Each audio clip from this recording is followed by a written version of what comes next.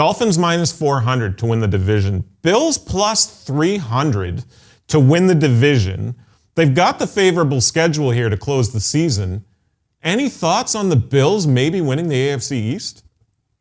I think at 3-1, it's worth consideration. I really do.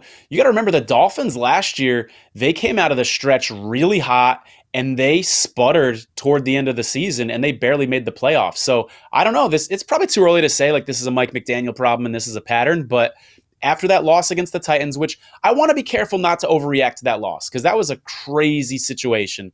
But could it have lingering effects? That's a tough way to lose a game at home to a team in the Titans that is frankly not very good.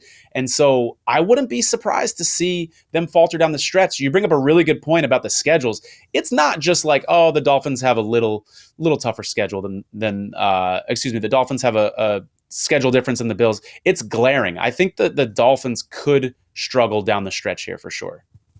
So the Dolphins go Jets, Cowboys, at the Ravens, and then they conclude at home at least versus the Bills.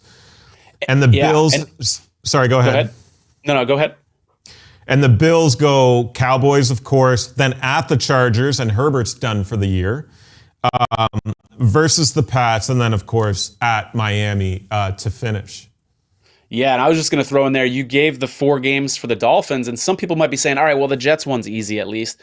I don't know. Is that going to be an easy game? I know there's a 9-point spread, but we've got weather considerations there. The Dolphins' offensive line is banged up. We don't know how healthy Tyreek Hill is. And this is a Jets team, don't forget, they're motivated because they know Aaron Rodgers will be back if they have a chance at the playoffs. So I don't think that game's a gimme anymore. I think the Dolphins could be in trouble.